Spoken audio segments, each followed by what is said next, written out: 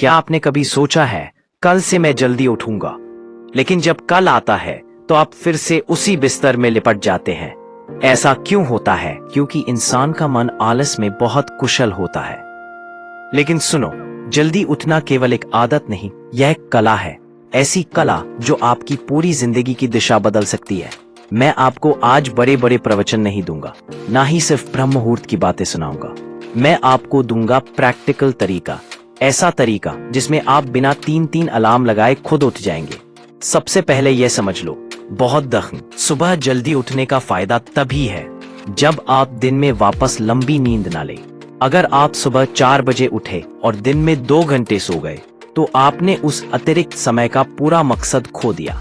समय तभी अमूल्य है जब उसे जीवन बनाने में लगाया जाए, ना कि वापस नींद को समर्पित किया जाए। सब जल्दी उठना रात से शुरू होता है। जल्दी उठना एक दिन का खेल नहीं है, यह रात से तय होता है। अगर आपकी उम्र 18 साल से ऊपर है तो 6 घंटे की नींद पर्याप्त है। अगर आप 14 से 17 के बीच है तो 7 घंटे की नींद लीजिए।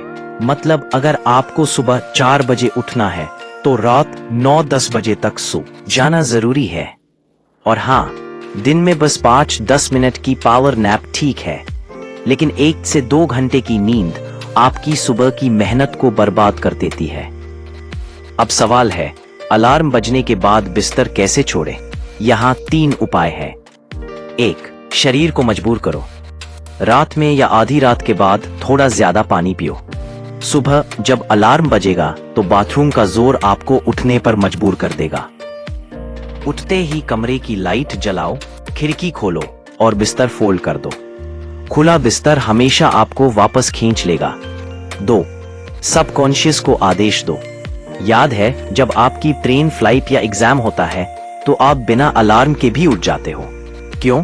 क्योंकि रात को ही आपने दिमाग को आदेश दे दिया होता है। इसलिए हर रात खुद से कहो, सुबह मुझे उठना ही है। और सुबह उठने का एक मजबूत कारण तय करो, इतना मजबूत कि आपका मन भी उसे टाल ना सके। 3. म्यूजिक का मैजिक।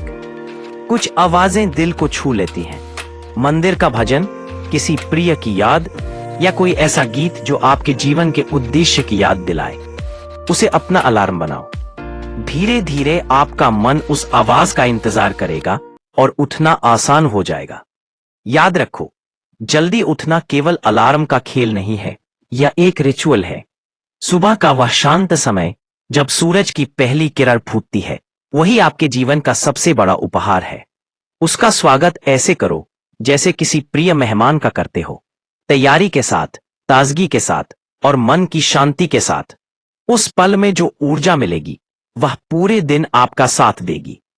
बिल्कुल अंतिम संदेश, मेरे बच्चे, अगर तुमने अपने दिन का पहला पल जीत लिया तो समझो तुमने अपनी जिंदगी का पहला युद्ध जीत लिया।